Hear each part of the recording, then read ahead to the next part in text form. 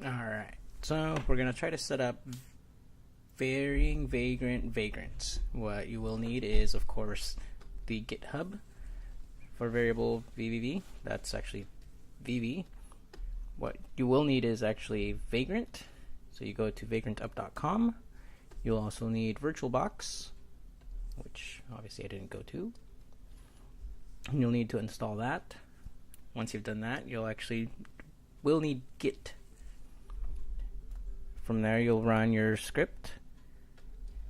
I actually have mine installed on the local.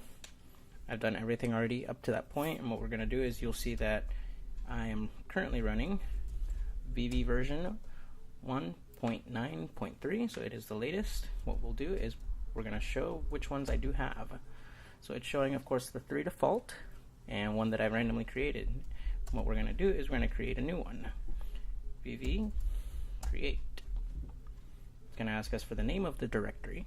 We're going to call this theme reviews. And then the name of our site, we'll call it reviewflow.local. And it's asking us what version. So which one do we want? Do we want the latest for, we're going to leave it blank, or if we want the trunk or nightly version? So we're going to go bold and we're going to use trunk. Do we want it as a multi-site? We do not yet. And if we have any WP content from a Git repo, we can actually use that. We're going to leave it blank for now.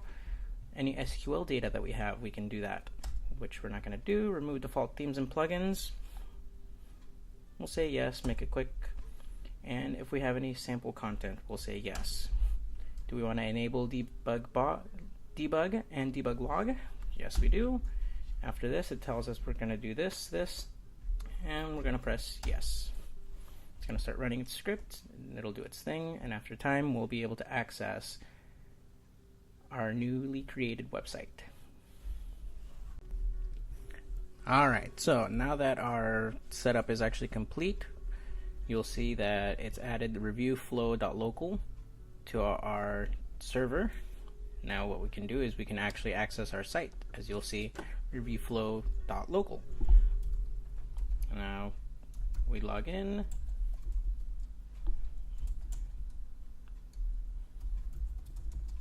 By default, it will actually create the username as admin and password as password. And there we have our new WordPress site with content, as you can see. Makes it super quick, super simple. Now what we're going to do is we're actually going to get a couple of these plugins. We're going to use debug bar extender, log deprecated notices, query monitor, regenerate thumbnails, theme check, and the theme test drive. That's what we're going to use.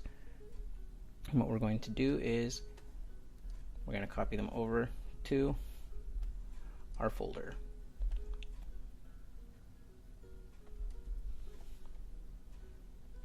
And that will be under theme reviews. You'll see the htdocs, you'll see the content, you'll see our plugins, and we're just going to move these over. Get rid of that, and now we will see all our plugins are in here. We're going to activate, except for Kismet, and we should now have our newly testing environment. What's really nice about Query Monitor is it actually shows you queries by caller, by component, the requests, the admin screen. If there are any transients set, it gives you information about the environment and what hooks or what actual conditionals are being fired as well. And it does so on the front as well. As you'll see, it does any HTTP requests. From there, what we can do now is go to Appearance, Theme Test Drive, and install any of our themes that we're going to be testing.